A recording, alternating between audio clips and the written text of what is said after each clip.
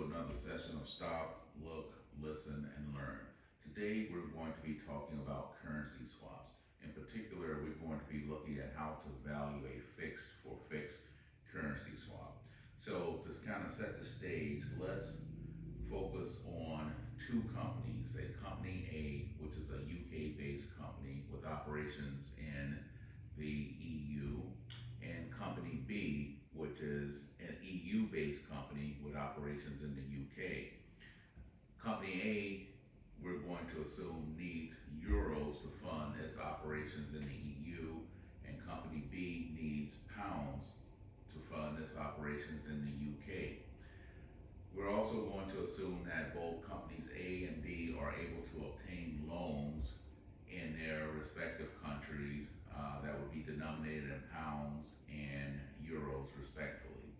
And the question becomes, how can A and B work together to achieve their funding goals?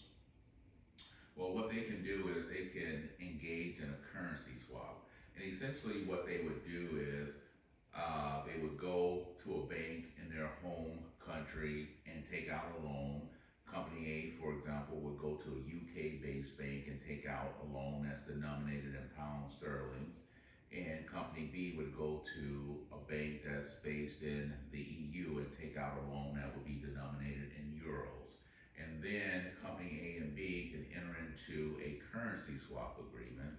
And pursuant to the terms of the currency swap agreement, at the initiation, company A would transfer to company B pounds, and company B would transfer to company A euros.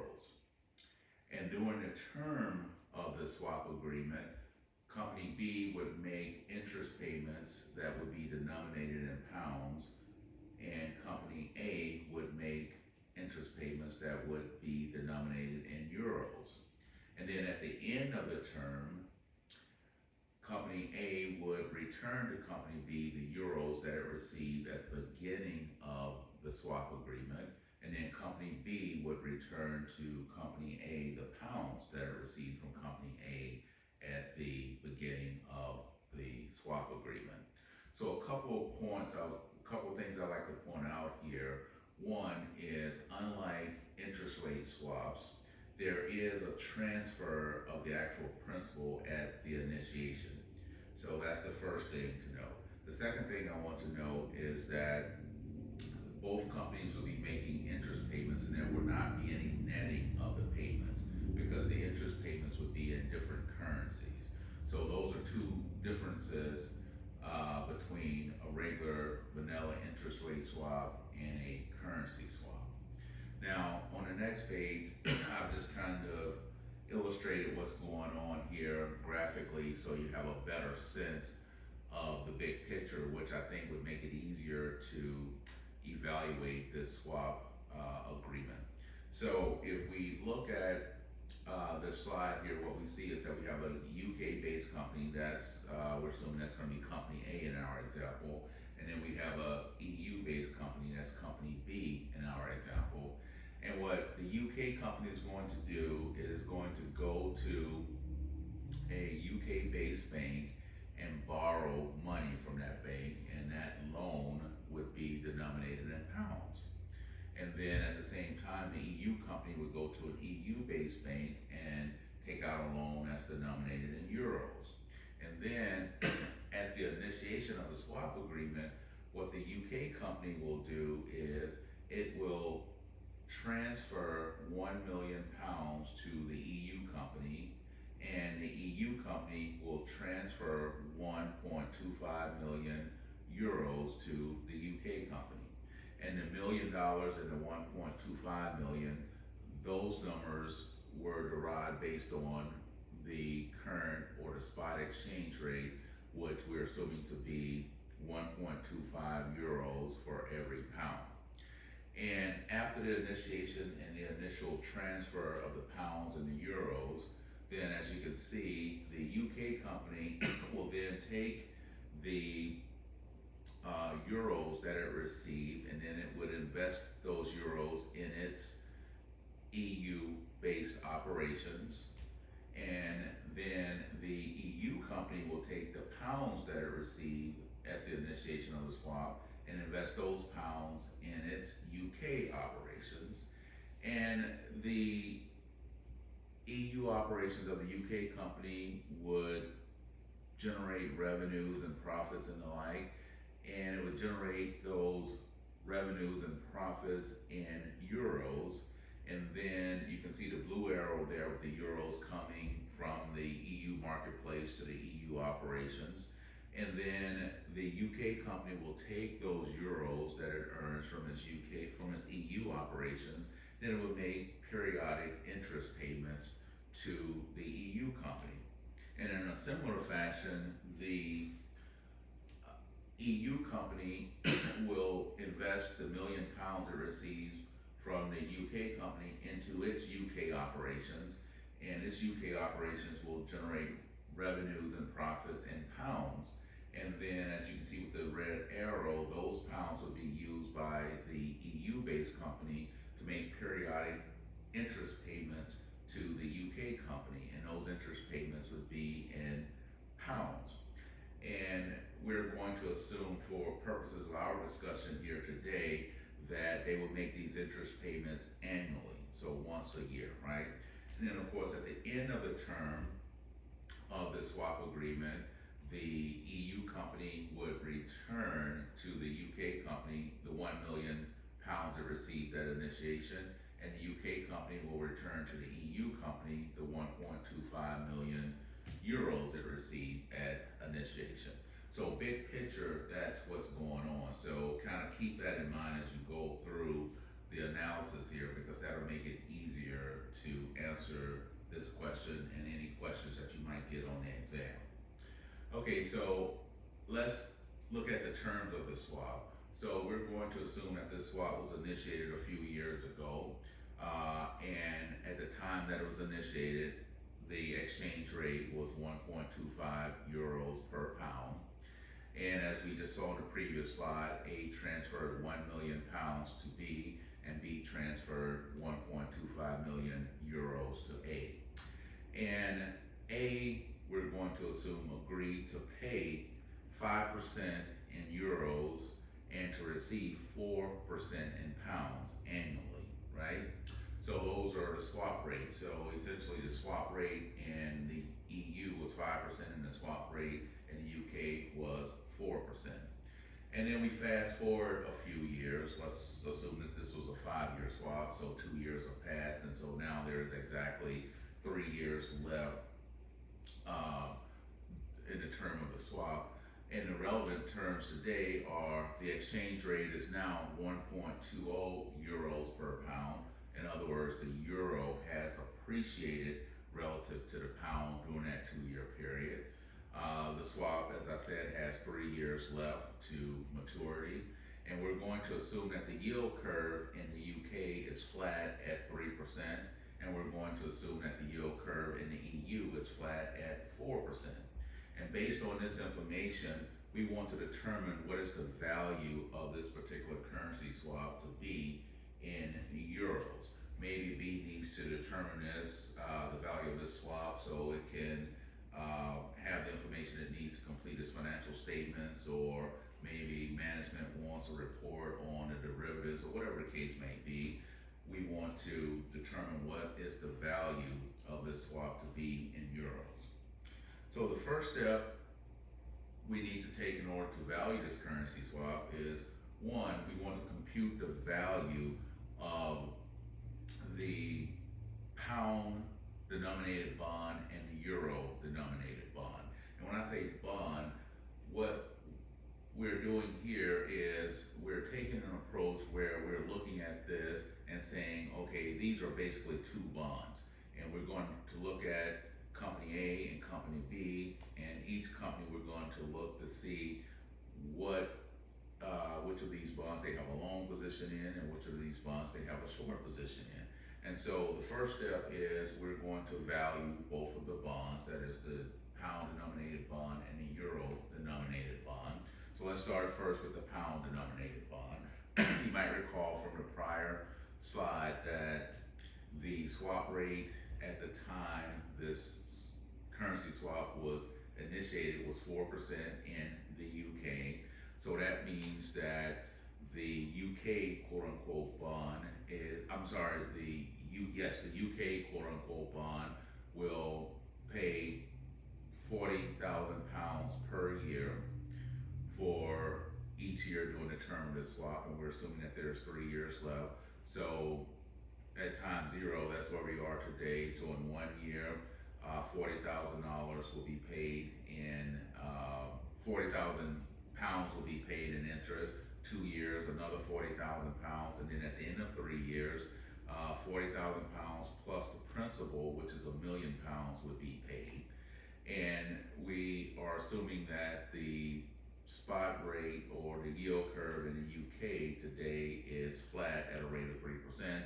So we discount each of those three payments at 3%. So the first $40,000 payment will be discounted at 3%. The second $40,000 payment will be discounted at 3%. And we're going to square that because we're 2 years out. And then the last payment of £1,040,000 will be discounted at 3% raised to the third power because we're 3 years out.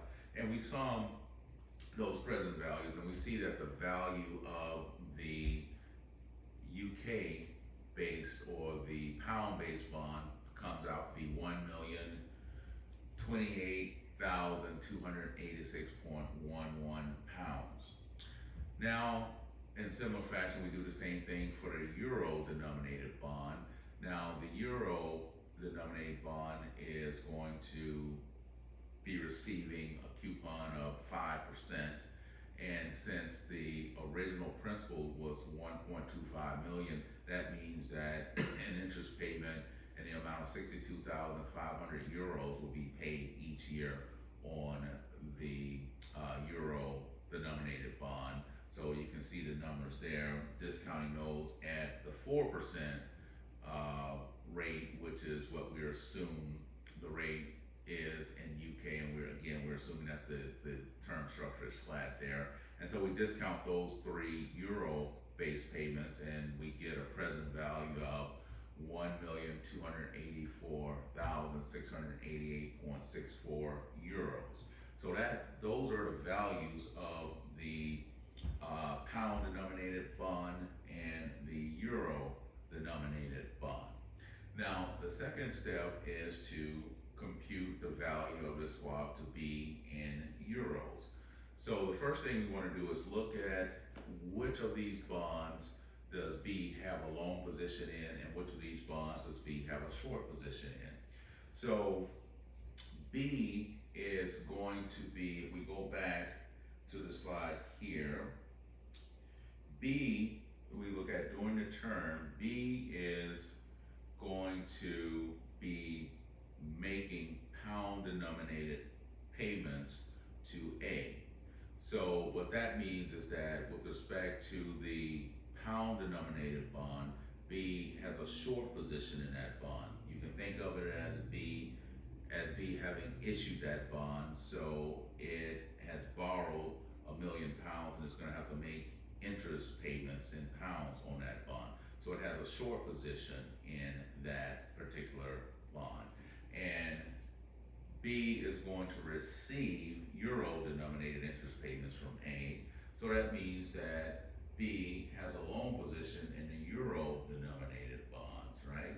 So now with that information, let's go back here. So if B has a long position in the euro base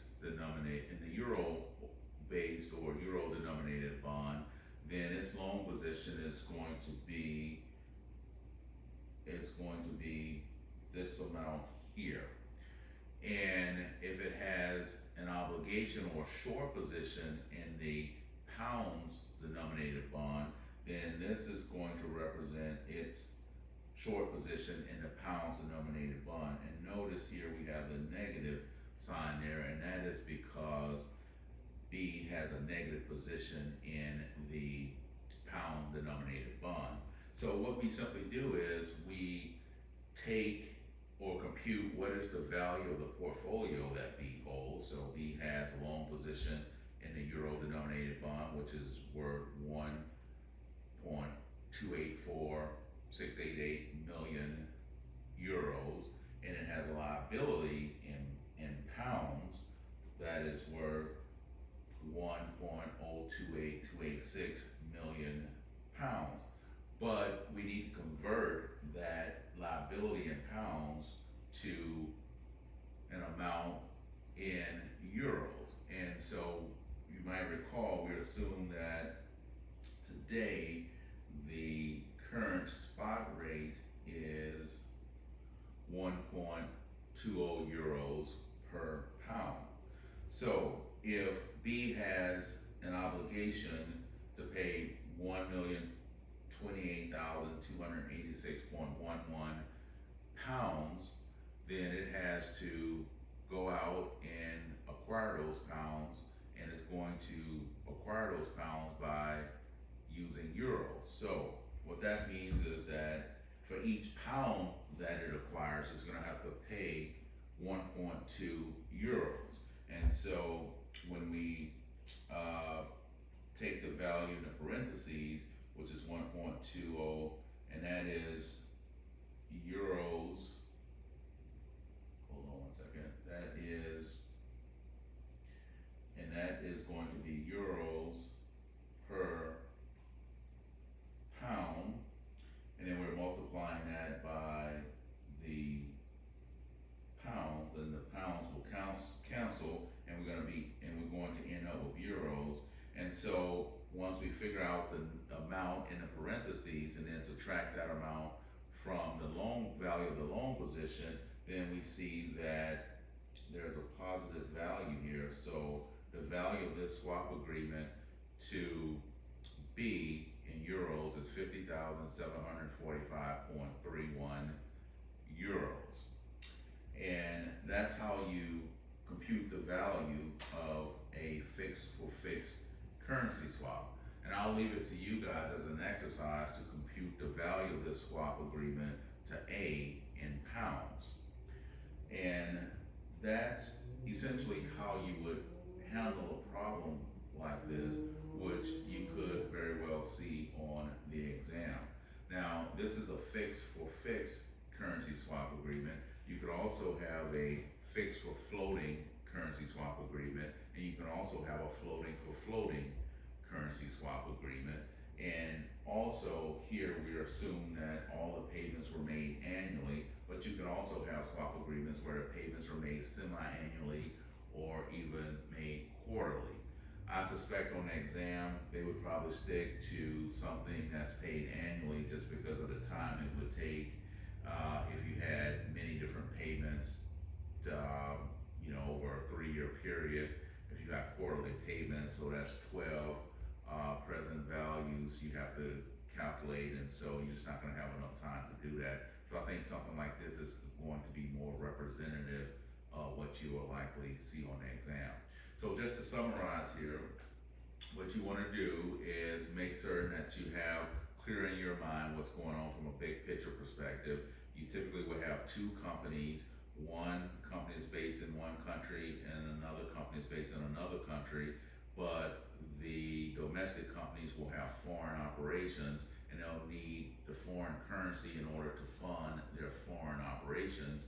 And so what they will do is they will swap the currencies, their domestic currencies, so that they can get the foreign currency and then invest that foreign currency into their foreign operations. Their foreign operations will generate revenues and profits in the foreign currency, which the domestic company will then use to make interest payments in the foreign currency.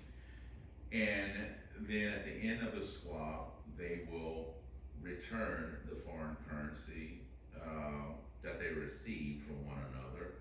And that's basically what's going on there. And then you have to look at what the interest rate is currently when you're valuing the swap, and you also have to look at what the current spot rate is when you're valuing the swap, because the interest rates can change between the time that you initiate the swap and the time that you're valuing the swap, and the exchange rate can also change from the time that you initiate the swap to the time that you are valuing the swap.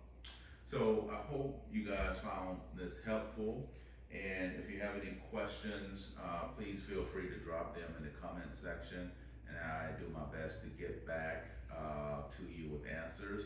And also, if you have questions regarding what the value is to A in pounds, give me a call as well, or leave me a message in the comment section, and I'll respond to that. And in the meantime, thanks for watching, and best of luck on your exams, and don't forget to subscribe to our channel. Thanks, and have a great day.